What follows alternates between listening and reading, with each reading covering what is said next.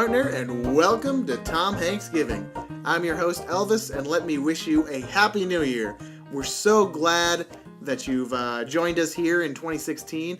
If you're a returning listener, welcome back. If this is your first episode of the TomHanksgiving podcast, well, you are in for a treat, because today we start off Meg Ryan Month. All month long, we're talking about the Tom Hanks, Meg Ryan movies. That's right, we're starting with Joe versus the Volcano, then Sleepless in Seattle, and finishing it off with You've Got Mail. And if you were listening to us on our last episode back for Christmas for the Polar Express, you'll notice there's a slight change of plans. We were initially going to do Meg Ryan Month to celebrate the release of her new movie that she directed and co-stars in with Tom Hanks called Ithaca, except when I came back to check on the movie to see when we could get tickets, I could not find them. Before New Year, the holidays and the New Year, Ithaca on IMDb and all the sites said it was being released on New Year's Day, 2016. And now that information is strangely gone. Its release date is listed as October 23rd, 2015, which was when it premiered at a film festival. But, yeah, all traces of this movie, including a trailer, have disappeared. And that is an interesting development. I'm not the greatest researcher out there, so if you, anybody listening to this podcast, have any idea on where I can find this movie, or when it's actually coming out, or what's the deal with any of it, please get in touch with us at tomhankspod, or send us an email, tomhankspod@gmail.com. That would be great. So in the meantime, we're going to still continue with Meg Ryan Month. We're still looking at all the big three Tom Hanks, Meg Ryan films. And we'll have just another bonus Tom Hanks movie to fill the very end of the month if we don't find some form of Ithaca to talk about. Of course, if we can't find Ithaca to watch, then you certainly can't find Ithaca. So it'll be best for us to just sit on that one and save it for the time being. So, without further ado, Joe versus the Volcano. 1990, directed by John Patrick Shanley. We'll talk about him in just a second. And weird movie. Today, talking about it with me, I'm joined by... Hi, I'm Sarah Pohl. Sarah, how's it going? I'm doing pretty well. I really like that introduction, the howdy partner. I remember and know why you're doing it, but I was like, it filled me with such joy. Before we dive into your impressions, your history, okay. I guess the global context is, this is the first movie that Hanks and Ryan were in together, and they became kind of like the rom-com go-to couple in the 90s. And this is the very beginning of the decade. This movie did not do very well at the box office. It was later followed up with Sleepless in Seattle, which we'll be covering next week, and then famously You've Got Mail, which will be the third week. But they were like America's darlings, and this was the perfect pair. But we're going to talk today, see if it hit, because it obviously didn't hit with the box office in this movie.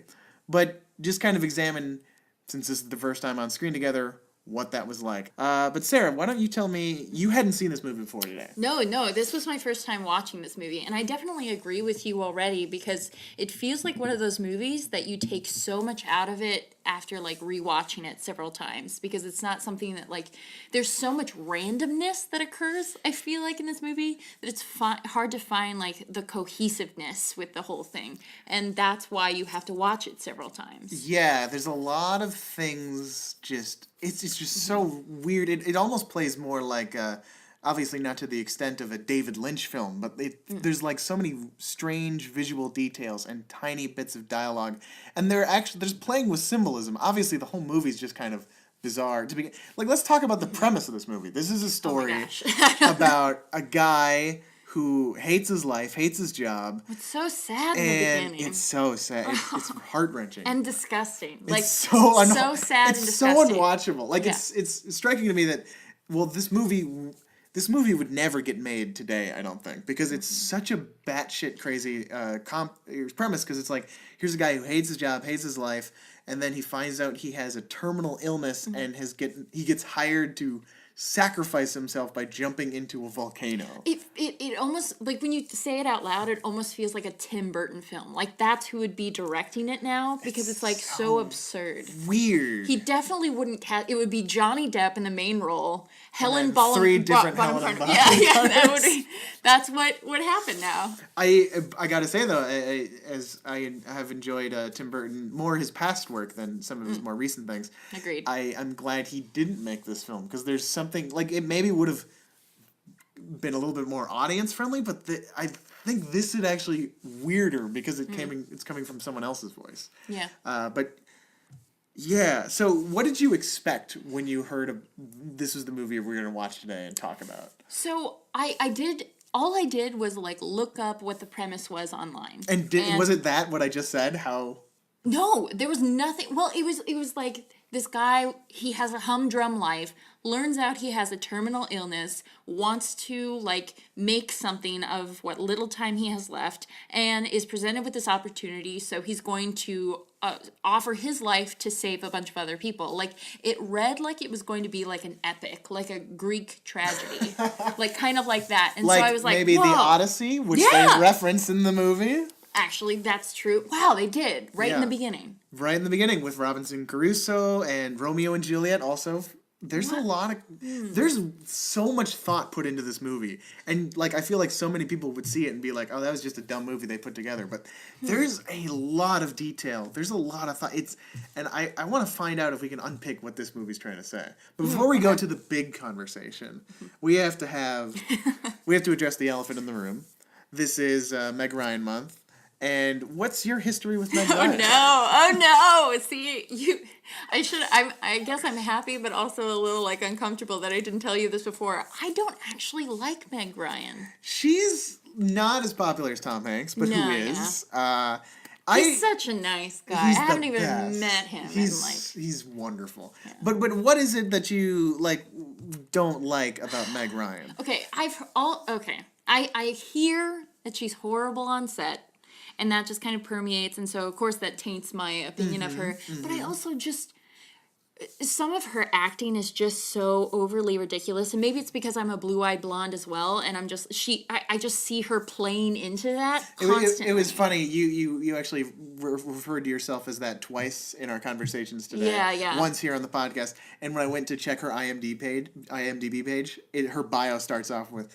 blue-eyed blonde. Oh my god. Like, it's she's ridiculous. Totally playing that type. She is, and I kind of hate that. And maybe it's because, like, I'm prejudiced against myself or something. You know, like, we always hate that part of ourselves that, I don't know, we see. I don't know, I feel like kind of a Hanksy guy, and I love that part of myself. Yeah, okay. Yeah, no, I definitely see that. I just, like... I feel like she's only one character. Like Emma Roberts, she's just one character. That's certainly not true in this movie. Well, yeah, that was kind of interesting to finally see her play a different role. Like those two other, I don't know how deep you want to go before we like. Let's finish up your thoughts on Meg before we get into the multiple Megs. Yeah, mostly it's just that like I never see her play a different role than sort of like the heroine who doesn't know exactly what she wants to do or what direction to take in life, but she found this guy and she's gonna fall in love with him. Like that's kind of all I see her as. That's her wheelhouse. Yeah, and I just don't like that type of character. So maybe that's why I don't attach myself so much. Okay, so you don't like the character, but now why don't we jump into the movie proper? Happy Meg Ryan Month, everyone. No, but yeah, you don't like the character maybe, but we'll figure out how we feel about her as an actress. Yeah. This is very different for her. And this is a strange film for anybody involved, really. Yeah. Maybe not Nathan Lane. She's beautiful as a redhead, by the way. Okay, I love her. Let's just go straight to the multiple Megs, and then we'll play around. All right, so in this movie, Meg Ryan plays, she plays 4 characters. What? Wait, what? Okay, yeah. A lot of people miss this. I caught it my first time, but... Okay, Elvis, good job. I only have a podcast about Tom Hanks, so... But, okay. Not Meg Ryan, though, so... No, I guess it was so just... fancy. It was just luck. Well, when you're awake, you're privy to constant total amazement. Oh, so. God. All right.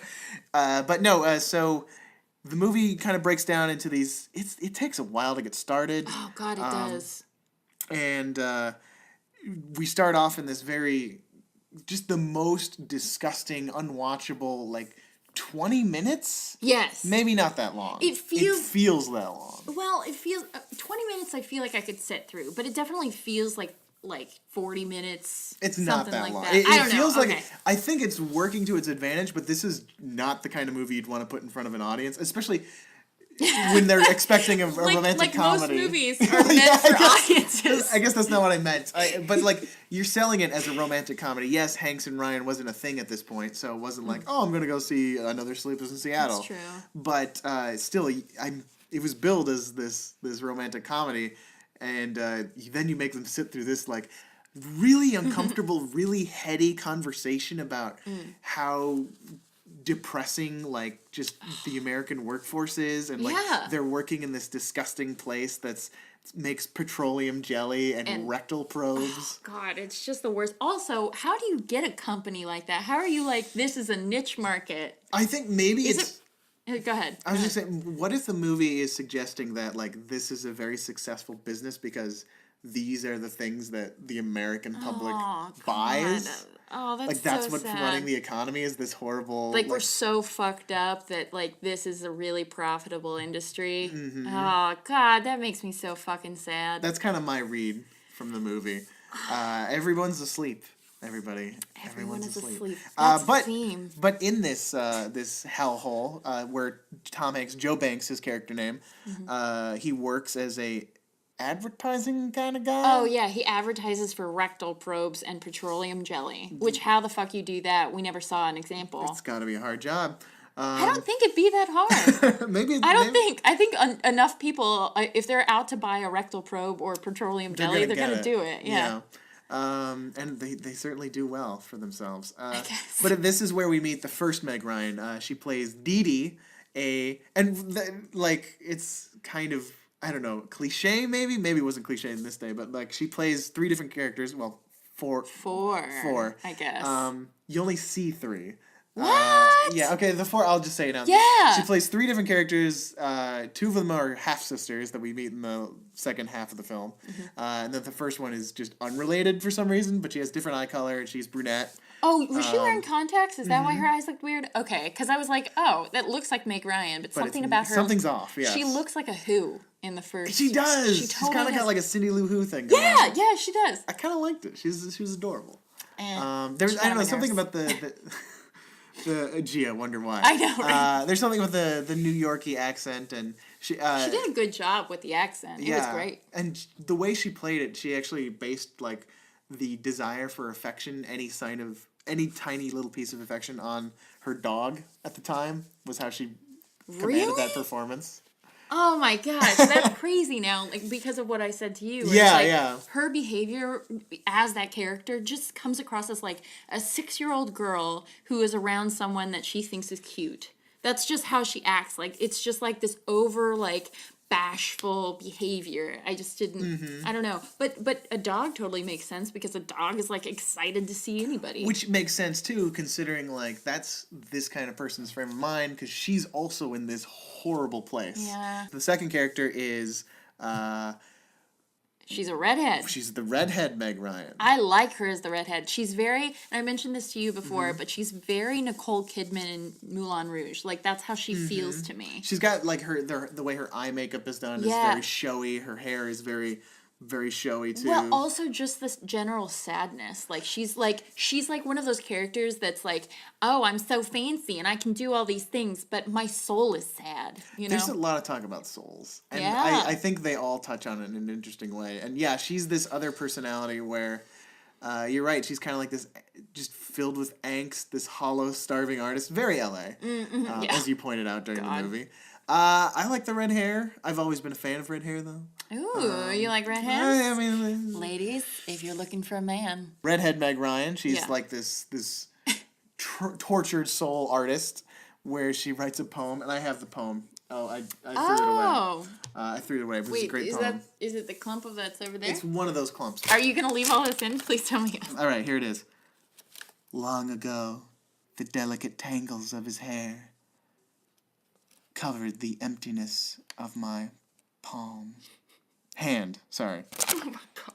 It looks like hair again. Well, yeah, like, I don't get it at all. It's just, like, kind of creepy. And then she talked about, like, she asked Tom Hanks' character whether or not he had considered, like, taking his own life before. Well, she said she was going to take her Oh, life. that's right. Yeah. She I mean, didn't ask he's him. obviously kind of considering, because he's going to jump into a fucking volcano. Well, had he told her that by that point? No, she doesn't know. She didn't know She never anything. found out Oh, that that's part. right, He that's didn't. right. He only told the last Meg Ryan. Right. Who is the quote-unquote proper Meg Ryan. Yeah, that's the Meg Ryan type. The blonde you've seen, the Meg Ryan type with the long hair before Yeah. she went for the short hair look that she's rocked ever since. Rocked, okay. She's also the daughter of this guy who hires him to basically jump into the volcano, who is a sailor, and I really like that aspect of her. She's Yeah. really cool. She kind of read to me as like this sort of, this is like the first draft of like on-screen feminism, albeit written by a man. Like, cause she's like, she has lines where she's like, I do what I want to do. I'm gonna call you Felix instead of Joe, cause that's who I am. I definitely do see that as sort of like the 90s soft attempt at feminism. I guess I would argue that it wasn't like when she referred to her ship as her boat. I don't know why that really bothered me, but I was like, any person who's really like hell-bent on being a captain, I don't know if I would ever call it a boat. But boat is too cute. I completely agree with you. I think they went with boat because it's a funnier line. She's just so cute. Yeah, maybe she's like, and that whole sequence, she's trying to be really cutesy. That's true. So it would make sense. All right. I'll throw her a bone. And the fourth Meg Ryan in the movie, the illustrious mystery role she is the voiceover for the flight attendant when he's on the plane to LA. What? It's one line. It happens in a second. I don't know why she plays the flight attendant voiceover, but I thought it was a funny touch. I will say Nathan Lane plays a wonderful woman, though. He does. Birdcage? Woof. Anyway, back on topic. No, Birdcages. Interestingly enough, it's the scene with redhead Meg Ryan, whose name I now cannot remember. They're having breakfast before he takes her to the ship, and they're in this restaurant, but it's filled with bird cages. Did you notice that? Oh, that's right. That was like such crazy set design, and I didn't even notice it until this time I saw it, because it's like such a background detail. But it's like, why would there be so many bird cages in a restaurant? Because this is like him actively leaving the cage. I mean, if we're gonna talk about it, like the system resides in America, right? And so as soon as he's about ready to leave America, perhaps that's like America is the cage. Yeah, or like all the people surrounding him are the birds in the cages. That's very literal. Those are the people who are asleep. Oh my god. Yeah, it's so like this movie is filled with just like this weird symbolism. And like a lot of it I feel like is obtuse, and it's not like you kind of have to figure it out and make it your own thing. And we never did the whole thing about the director, did we? We really didn't. This is why I think there's more to this movie besides just having seen it and it's kind of a weird movie. Is like this is John Patrick Shanley, who you may remember from he won the Oscar for writing and directing Moonstruck, which is a Nicolas Cage movie. He also he's a famous playwright. He wrote Doubt and also directed the screen adaptation of Doubt in 2008, a completely different movie from this. He wrote the script for Congo. And my favorite of his efforts is We're Back, a Dinosaur Story. Oh my god, shut up. Yeah, I loved that movie. He helped work on that movie. Oh my god, it was such an amazing movie. It helped my childhood so much. It was one of my favorites. And honestly, it has that kind of weird logic to it that this kind of movie, I see this similarities. Because We're Back is a movie that has some darkness to it, but it has kind of some bigger thematic stuff playing with it. I remember the parade scene. Do you remember that? Of course I remember. Oh my god, it was so great. I think the thing I remember most from We're Back, a Dinosaur Story, outside of the cereal that made you smarter, or the dinosaur smarter, which is why I was addicted to cereal as a kid, is the shot of at the ending when the ringleader of the circus gets surrounded by the crows, and then they leave, and he's gone. That was such a dark movie. So spooky. Man, the 90s were big on, like... Scaring the fuck out of children. Yeah, really. The fuck was that about? But then bring it back to Tom Yeah, Hanks. right. Well, before we kind of move on, I wanted to talk about her performance and like just for fun, like what was your favorite? Really, we're gonna go with the three because the flight attendant doesn't really count. Because so you got your Dee Dee, your kind of adorable weirdo Meg Ryan. You've got your husky voiced L.A. artist Meg Ryan with I still can't remember her name. And then you've got classic Meg Ryan with Patricia. I gotta stick with the red-haired Meg Ryan. She's someone that I would want to actively hang out with. And like when she started talking about killing herself, I might oh, I gotta go do a thing because I'm a horrible person. I don't know. I feel like I've met people like her before, Yeah. and they tend to be insufferable after time. Yeah, because she's not gonna do anything. No. But like you're just this again. Okay, well you were fun for like 10 minutes. She seems so very fragile because like she just offers to go up with him. Yeah. And like they have no chemistry. I mean, She they just have wants a warmness that she doesn't have. I mean, not that who doesn't have chemistry with Tom Hanks. Of course you're going to go for him. Who doesn't want to have chemistry with Tom Hanks? Exactly. But at the same time, like they hadn't been to that. They had gone out to dinner. It wasn't like let's go for it. And it clearly wasn't like I'm Meg Ryan with red hair. I'm in control. I want to have sex. But it was so funny how quick his response was. I liked it, where it was just an automatic like no. And that's kind of where I come from. Like this is a person who's insufferable to be around. Yeah, she's kind of a bummer. Yeah. So I mean, like there's an adorableness to Dee Dee, so I love that. But I think I gotta go classic Meg Ryan, just in terms of if this is a person I actually wanted to spend time with. She's the only one who has like a decent attitude and will do stuff. I guess so. Yeah, that's true. I know you don't like I classic just don't Meg want to Ryan. hang out. Like the idea of hanging out with Meg Ryan for the rest of my days sounds like the worst. Well, we're not saying we're not saying this is just who you'd like to hang out with. Right. Oh God, if Meg Ryan was my only friend. Like, let's talk about her performance. Performance definitely Meghead. Mother of God, I can't fucking say it. Not taking that out. My favorite would be the redhead Meg Ryan. Redhead Meg Ryan.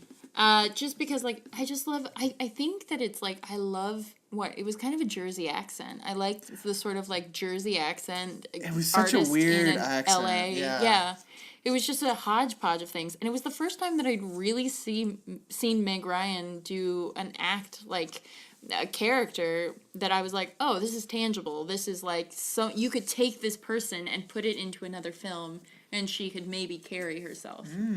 So you didn't feel that way about Dee Dee?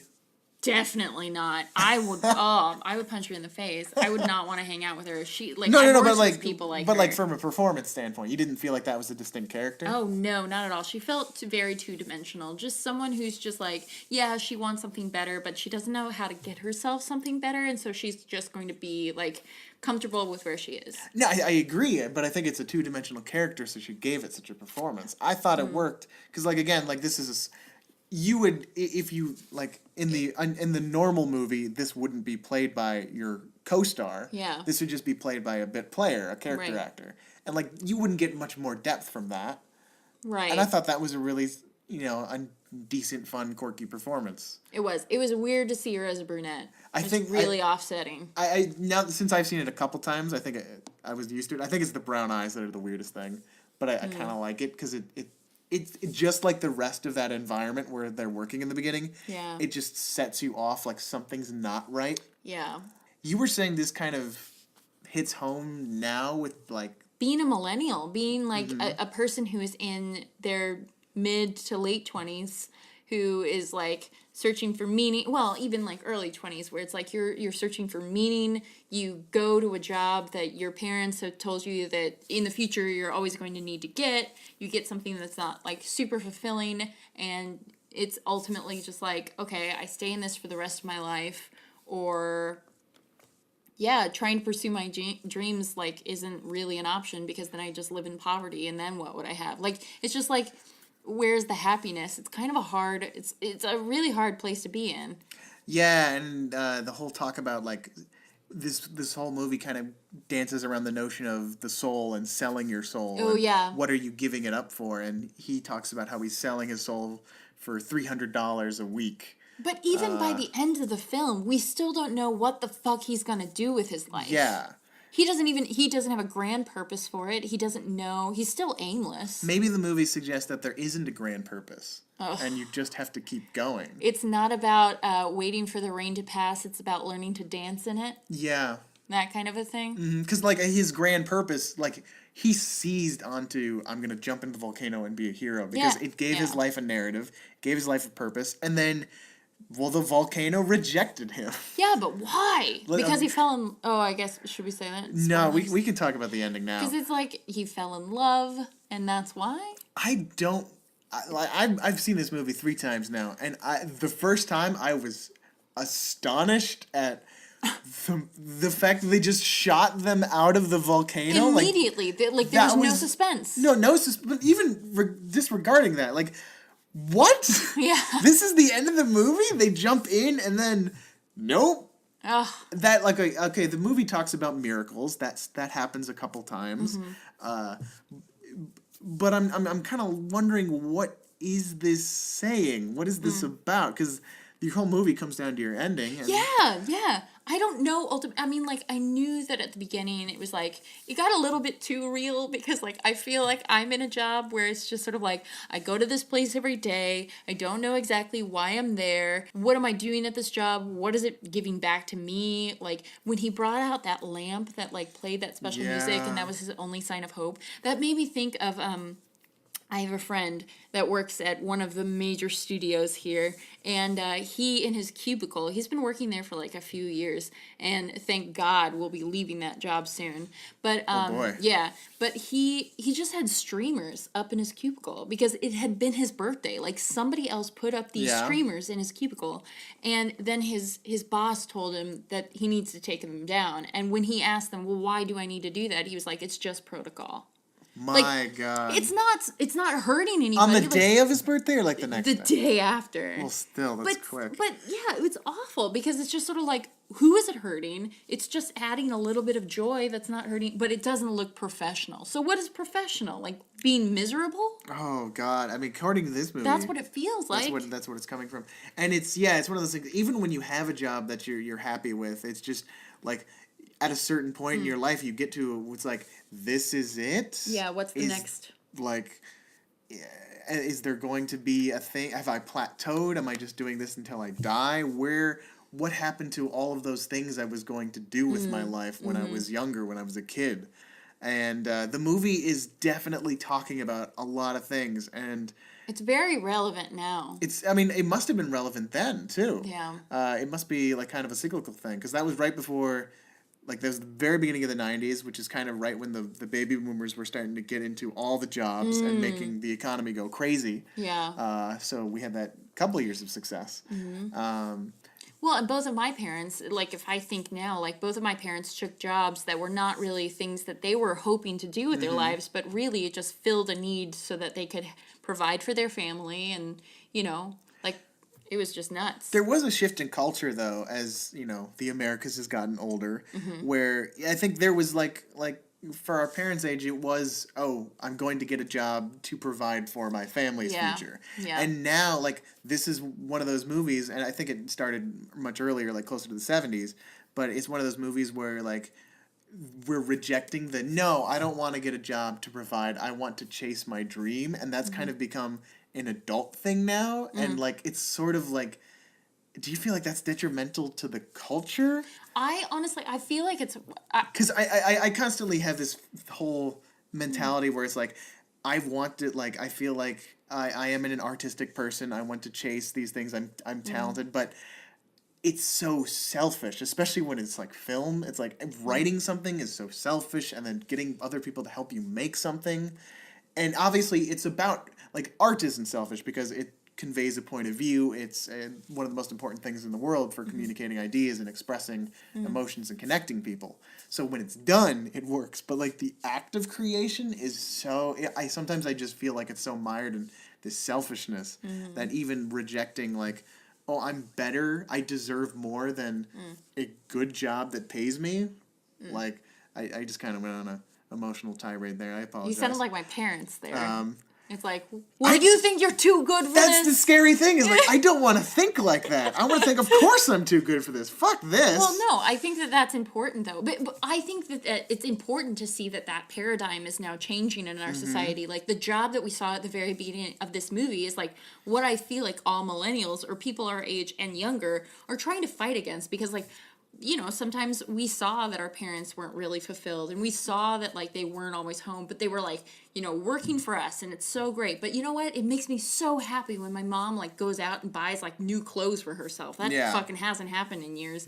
So I think that, like, we are working towards, like employment where, yeah, we can kind of make our own hours, we can see our loved ones a little bit more, so that way we can kind of have it all. We can fulfill our dreams, have our own, like, means of income, but then also see our loved ones. Like, I would hope, because this is definitely a representation about, like, how we don't value that in America. We value, like, you work yourself like a dog, you go to this job for 8+ more hours a day, and you kill yourself for someone else.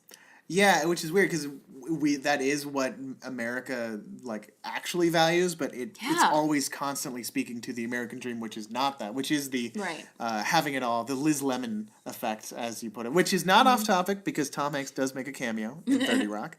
That's canon. But yeah, it's crazy how, like, despite this movie being kind of bizarre and probably not most people's cup of tea, that opening and kind of the point of view it has on working is so relevant to today. Like, maybe it's a constantly relevant thing. Maybe just people always hate their jobs and want more. That wouldn't surprise me, but...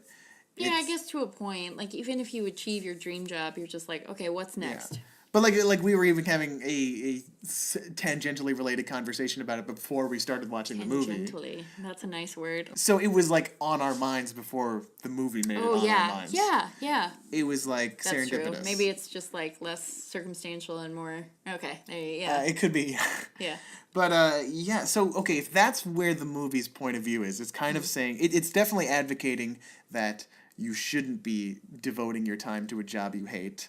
You should be trying to find something and wake up. Wake up. We haven't talked about that too much. Why don't you explain that? Okay, I really liked this whole idea of, like, being awake, because doesn't Meg Ryan's character, like, in her most Meg Ryan form, the third version of herself. In classic Meg Ryan, she quotes her father as saying, my father says that almost everybody is asleep in this world. There's only a few people that are awake, and those people have amazement, constant total amazement, which I think when I hear awake, or, like, people who are truly living their lives, that's what awake means to me.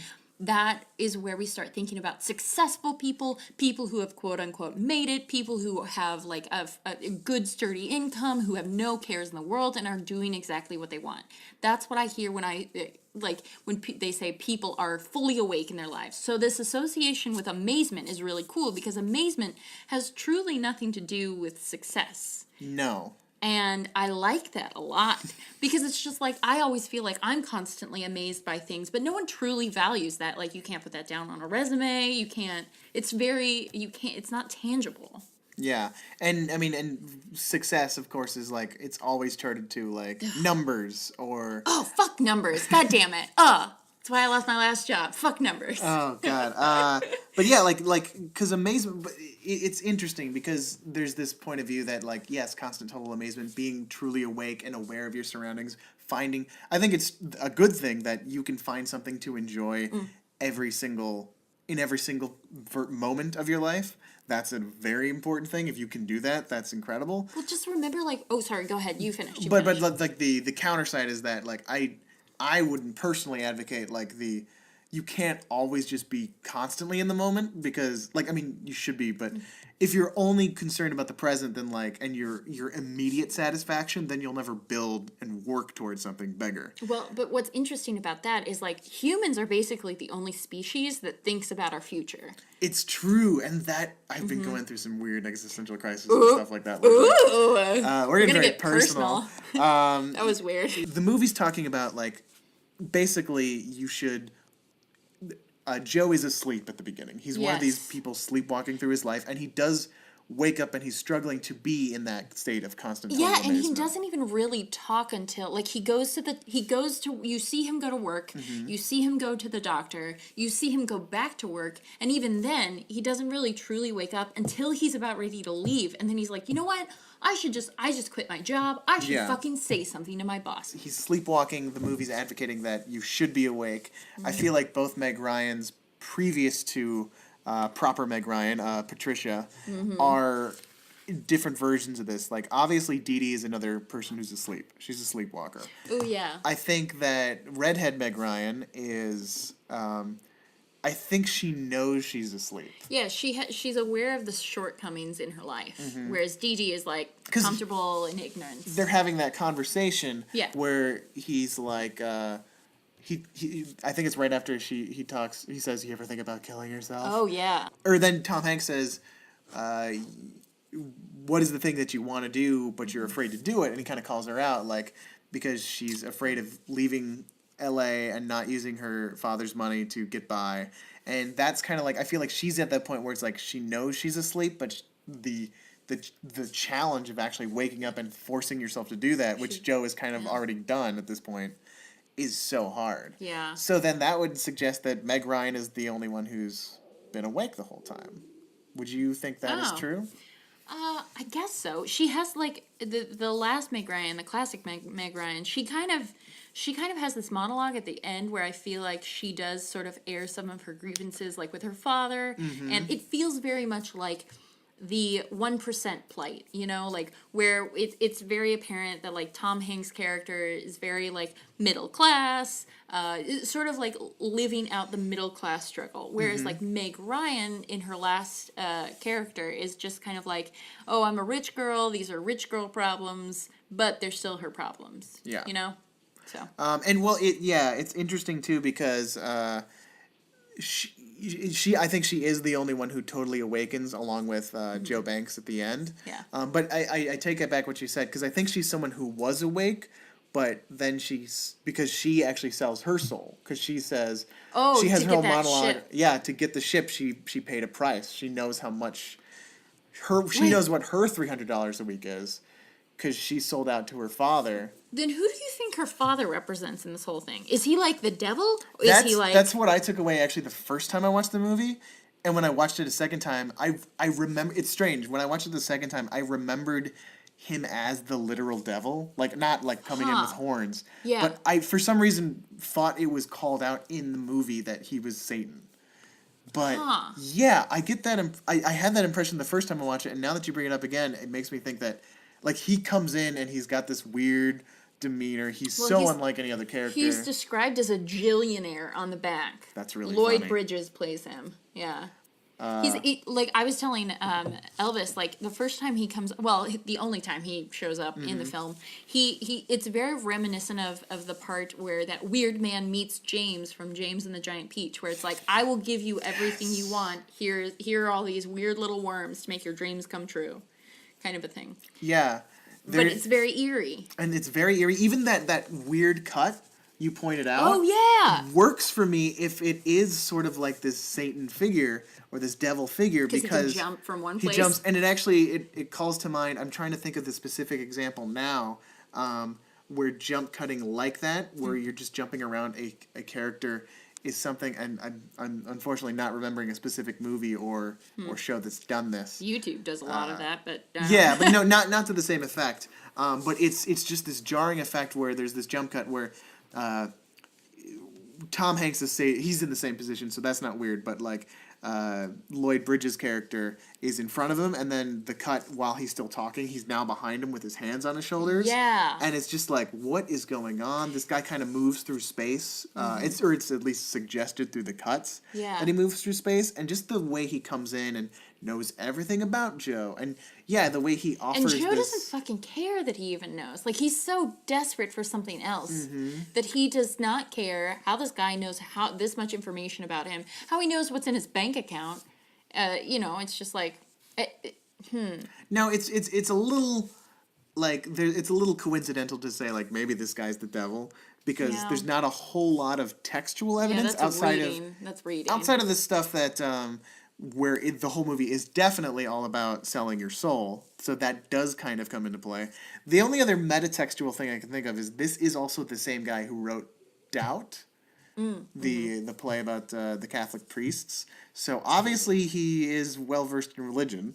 I love that. Yeah. I love that. He definitely just, you can tell throughout the movie, he has a message and he wants you to know. It's a little hazy, I would argue, but he definitely makes very like two-dimensional points about like the workforce and, you know, just how people want more, but like our society doesn't allow them to have more. I think the message is clear though. I think the message is like too many people are sleepwalking through their lives. So live your fucking life. Live your life, but I think the elements of the movie, like some of the textures, like the stuff of the meaning of the stuff, like who is this? What is the nature of the Lloyd Bridges character exactly?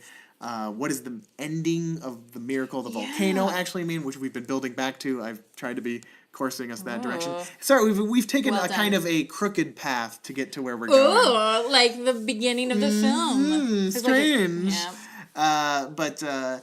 Yeah, I think so. I think the message is clear, but like some of the methodology of it is like intentionally vague. So you can kind of, if you're paying attention, you'd pull it apart and kind of figure out exactly what's going on here. So I think there's probably a more refined version that we're just not cracking or we're trying to crack. So if that's the thing, if we could maybe assume this is a devil figure because Joe kind of sells his soul. Yeah. There's all this talk about selling souls. Because, I mean, like, his logic is like, I'm dead anyway, I might as well. Exactly. He's dead anyway. He wants to go out with a purpose. Yeah. This gives him a purpose. But then then maybe his purpose becomes Meg Ryan. Because there's a line that he says. Oh, interesting. There's a line he says at the cliffs of the volcano, the mouth of the volcano, that just hits me a little bit home. Where he says to her that... I paraphrasing, but he says, I have spent my whole life waiting for you to come around. Which just kind of says to me, like, that's kind of the feeling I get, and I feel like most people probably get when it's like they meet that person who they Why did it take you so long to get here? It's like, fuck, I've been ready, I've been here, I'm available. Why aren't you here yet? And just like that weird frustration. Of course, this is a person you just circumstantially never would have met. And like, it's weird that you would have this kind of bitterness that they weren't there earlier because you were so miserable for so long. Yeah. But if that's the case, then if you were miserable, then you're not living your life the way the movie is advocating. He also says a line where he's like, well, at some points in your life, you need to just be alone.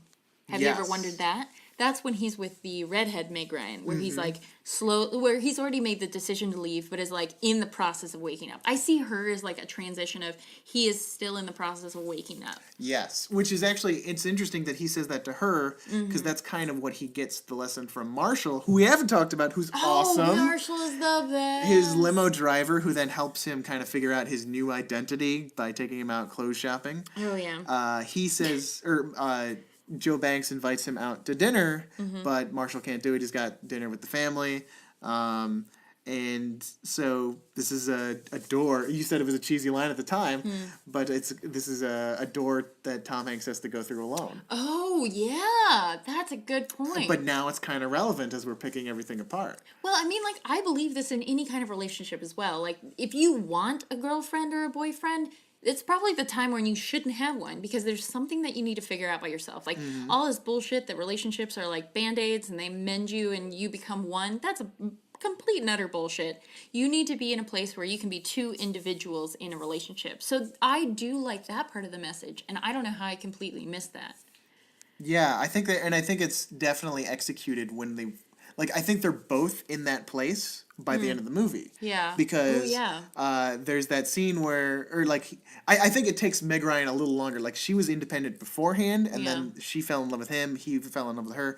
But, like, it's the moment where he's like, I love you too. It's just the timing. And then he's still himself. He's still going to go through with jumping. Well, it almost feels like this is the first time in his life that he's made a really hard, concrete decision about what he's going to do with his life. And so he keeps on saying, like, I'd rather die like a man. And then the subtext is essentially, like, live as a committed person, you know? Yeah. Which I thought was kind of funny. And, like, that's as far as it goes for me. But, like... I just, it was just interesting to see how determined he was to do that. Now I'm curious. This might be another rabbit hole. Ooh, but yeah. he's determined to do this thing that he set out to do, maybe because this is the first time in a very long time for this guy that he's had a real goal. Ooh, But yeah. at a certain point in the movie, is it like, well, maybe that was the wrong goal to have? Is there a part of the movie that's trying to say... That's hitting too close to home. I I'm know, so aimless. because now I'm thinking, like, that's just another version of settling that he did for the job. Yeah. It's like he set out, like, his dream, or his new goal, his new dream, whatever you want to say, is to be a hero and save the people of Waponi. And, which, by the way, I guess they leave, but they kind of die. I think they all die. Poor Nathan Lane. I know. Nathan Lane's the best. They drowned in lava and orange soda. Yeah. It's a weird island. I feel like at that point when we finally get to the island, the writer was just sort of like, I don't know.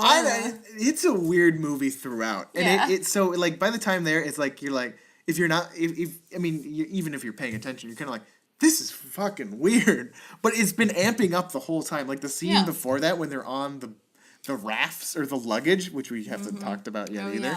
Yeah. It's just so odd. I think it's funny. Well, like you told me to bring this up, where Tom Hanks does just such a great job of being both absurd and casual at the same time. And it's just sort of like, it's weird as fuck to see him out on the ocean. Like, there's at one point where he's like almost like lifting up the moon, or that, I guess that's how I saw him. Like, he sees the moon rise and like, Well, that was his conversation with God when he got real raw. Yeah.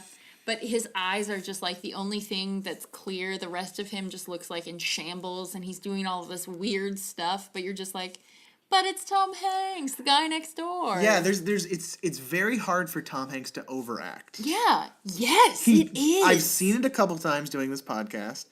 But most of the time, like, you're right, he has this, there's something so casual and down to earth about him that even when he gets so big and dramatic, it totally plays in a grounded reality. Yeah. Granted, this is a fantastic movie, and a fantastic in the fantastical setting. Yeah. Where weird and bizarre and surreal things happen, so that also helps the reality of the movie.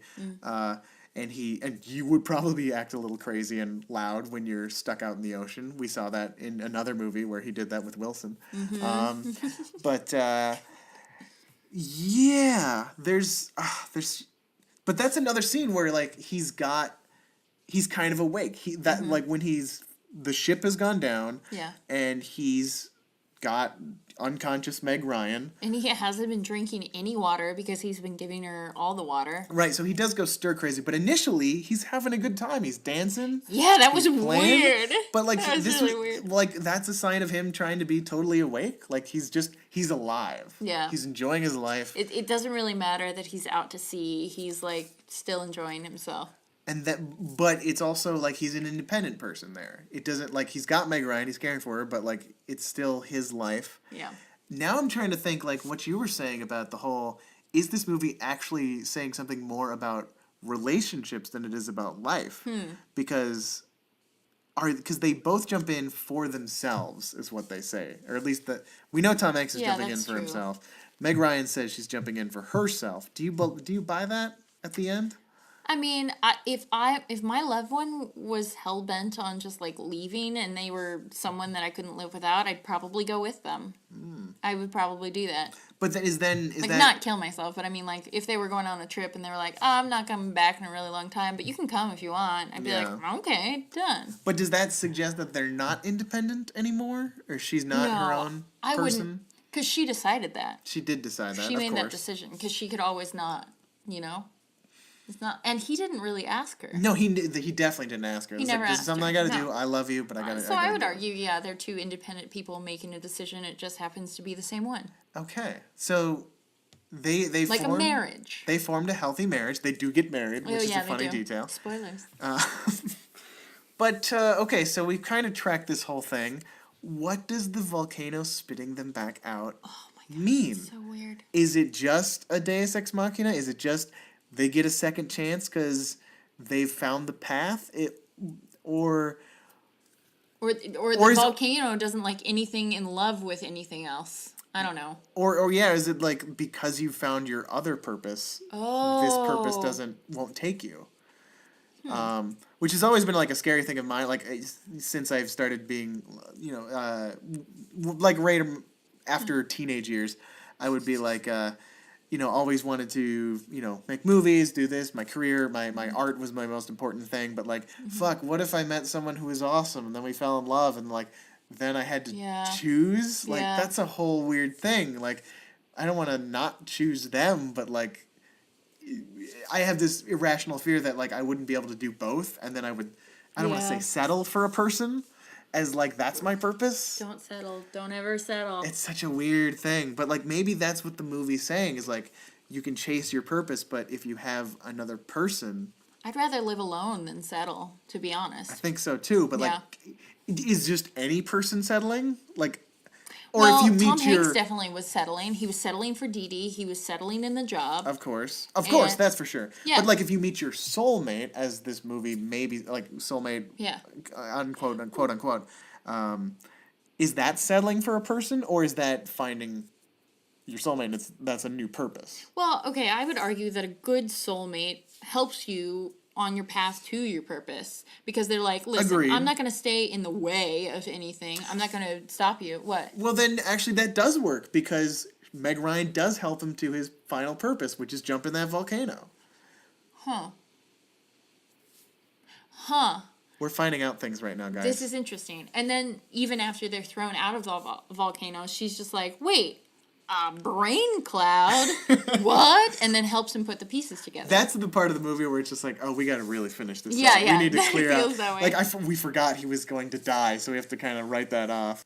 So we've kind of figured out, there's been just lots of dancing around relationship talk and what the movie's saying about that. So can we hit some bullet points? Bullet points. Gotta be awake. Yep. You don't want to be sleepwalking through life. Right. It's a difficult decision, as we see evidence through Redhead Meg Ryan. And it has nothing to do with success. It's just all about being like... Considering he did fail. Yeah, he failed. Oh, he failed at the thing. He failed. He thought it was his purpose, and then he failed. And it has nothing to do with the success, because he still did it, and he got Meg Ryan. He met a person to spend the rest of his life with. But, okay, now... But that wasn't even the goal. No. That was that just happened. But that's the sort of thing, like, life happens as you're chasing your goal. That's true. And you almost end up where you wanted to end up, but you didn't really realize that's how it was going to happen. Mm-hmm. I feel like that's just kind of life laughing at you the whole time. It's just sort of like, yeah, we'll get there. You won't know how. So is that what the volcano is? Is that life making fun of you, spitting you back out?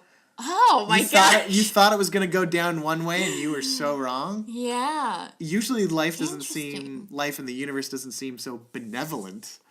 I mean, it is, though. Yeah. That's been my experience recently.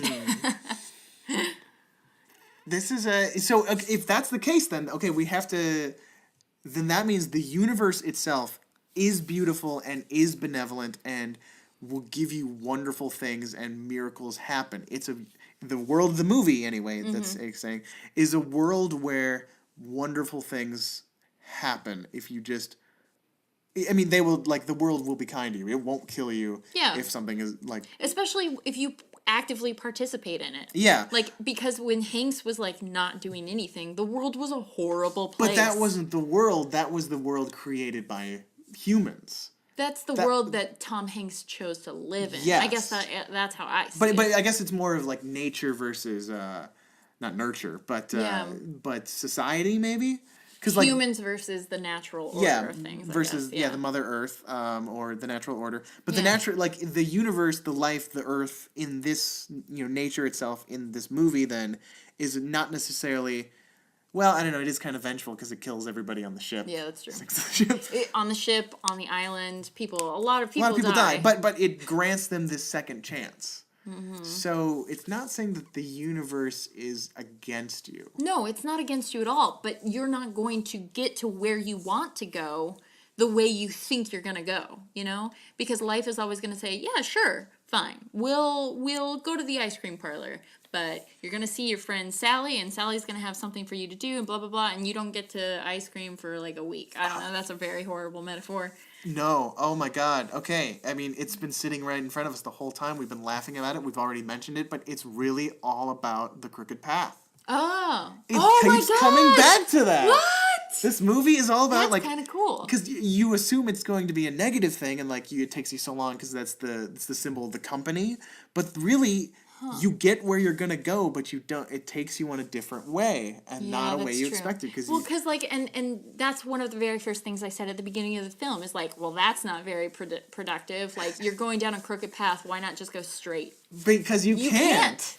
It's not an option.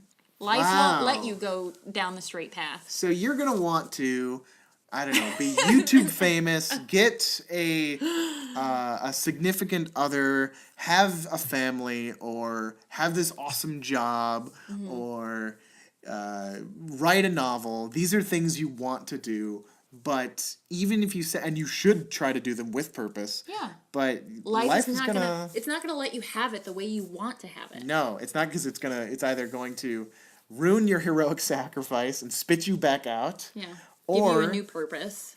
It's gonna just freaking throw you, make you take forever, and you're gonna have to wait for it for so long. Yeah. Like he waited for Meg Ryan.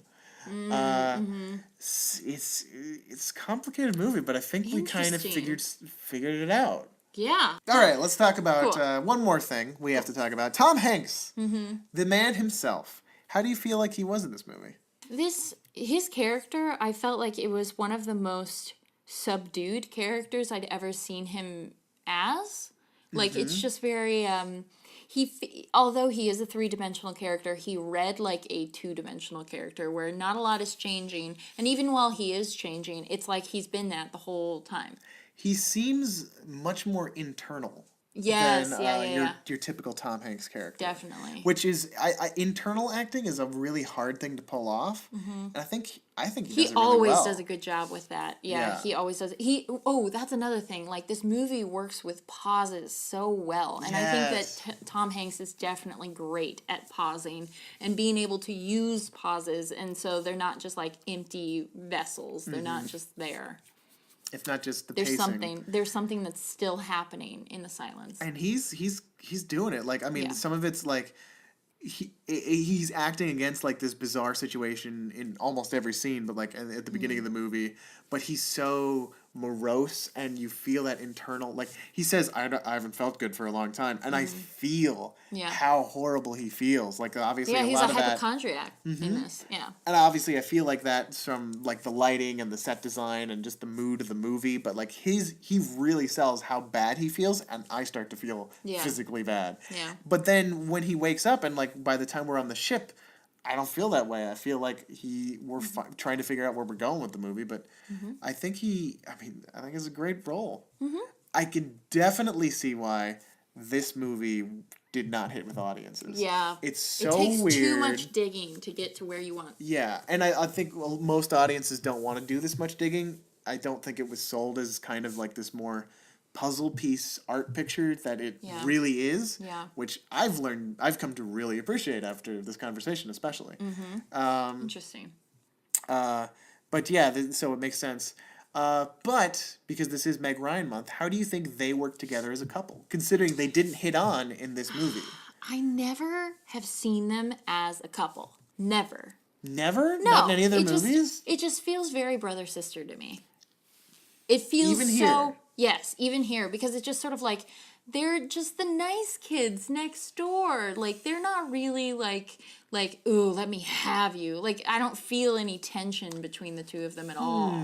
Okay. Do you feel that Tom Hanks has had that tension with other characters, or with other actresses? Honestly? Because he does play very clean. Honestly, most no. Of the time. I don't, like, now that I'm thinking about it, I don't really even... No. There's very few sex scenes with Tom Hanks. It's written in his contract. No, we found a couple-ish sexy scenes. But yeah, like, so you feel like there's not a lot of passion between these two? No, but there definitely is love between them. Like, it's just not passionate love. It's like, it's a very innocent, childlike love, and that's how I've always seen Tom Hanks. I've always seen him as just like a child actor, but as a grown man. You know, it's just like Odd for someone who played a child or a grown man version of a child in Big. Yeah, right. Typecasting. Yes. No. Okay. Interesting. With the child and like I don't want to say childlike, but let's say maybe like an innocent, a pure love. You feel that connection between them, is what you said, which makes sense for a fairy tale. It's also a very safe thing for audiences to jump onto. That's true. Because it's like they obviously definitely jumped onto him in the later two movies.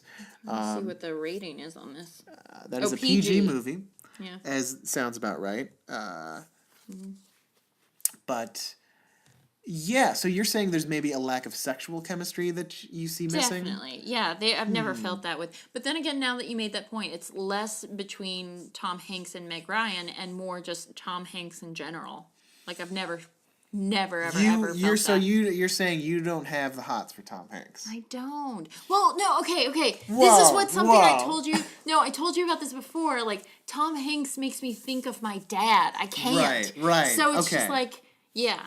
But Tom Hanks is such a dad character, even when he was younger. There are times when he gets into that territory, but I think he's almost always played more like the most despicable. Like you see stuff like where he is villains. Like there's A League of Their Own where he's kind of more.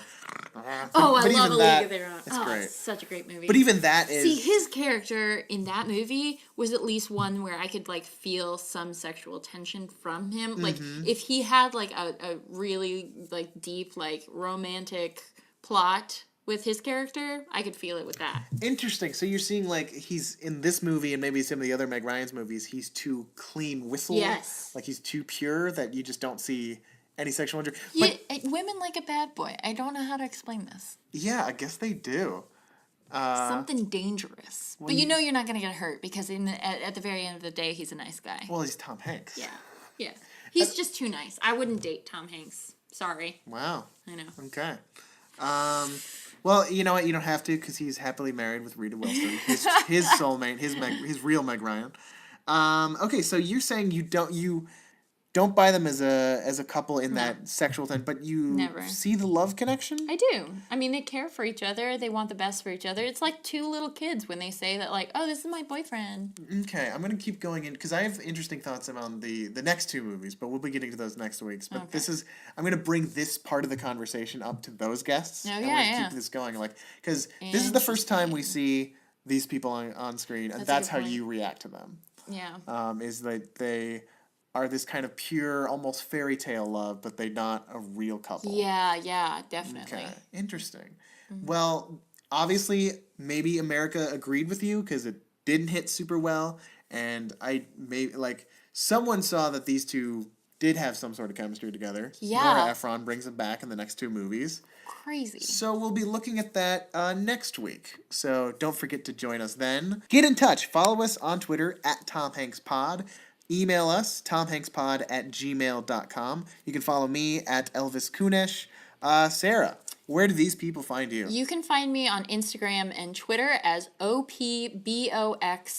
So it's Opbox or OPBoxS, however you want to say it. But you can find me online as that name, like period. I'm the same on Reddit and Vine and blah, blah, blah. So OPBOXS. And that's your YouTube name as well? Yeah, that's my YouTube name. So you can find my YouTube channel. I'm doing daily vlogs right now. It could turn into sketches. Who knows? Thanks so much for taking this very odd, twisty journey with me. We didn't know that we were going to get to this part, but man, this windy road brought us here, and I feel more fulfilled than I did. I do too. Thanks for jumping in this volcano with me. You're welcome. All right. Thanks for listening.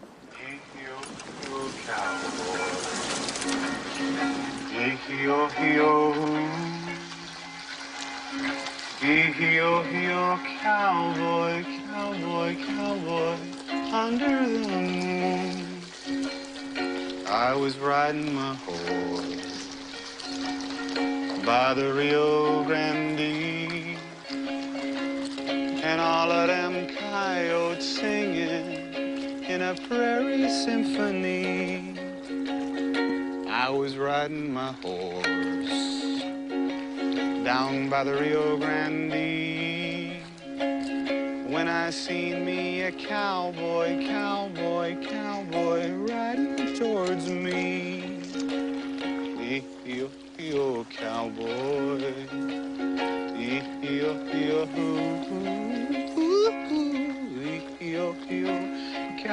cowboy, cowboy, cowboy, under the moon.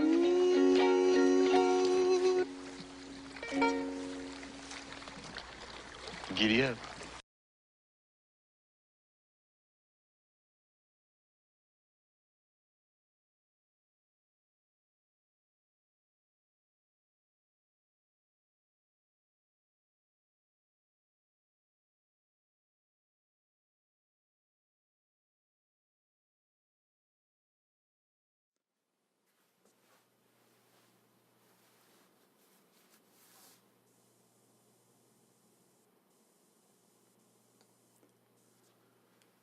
Cowboy, cowboy, cowboy, under the moon. It's my birthday.